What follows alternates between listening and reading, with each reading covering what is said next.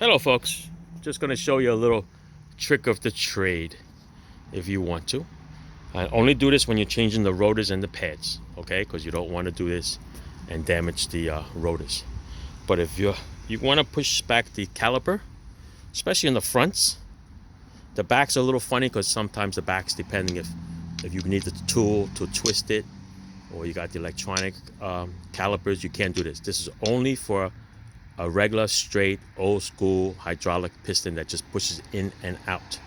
Okay, no twisting of the tools, none of that stuff. This is a plain Jane caliper, right? Mostly in the fronts.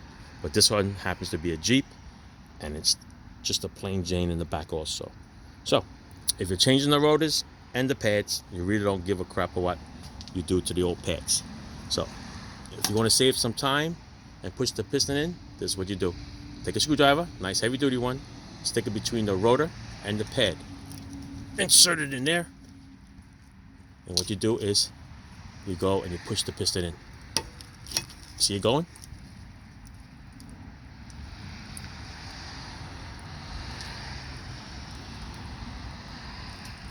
There you go.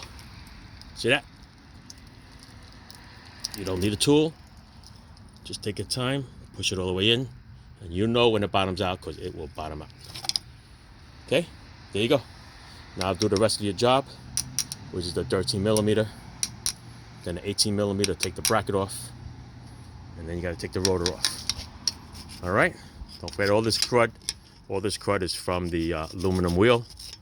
Matter of fact, this is it was hard to get the wheel off because it's all corroded. So do yourself a favor, take a little sandpaper and clean this all up.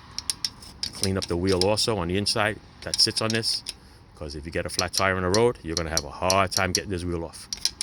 Okay, that's it. That's a little trick of the trade, guys. Want me to show it to you on the other side? Yeah, thanks for asking. Hang on.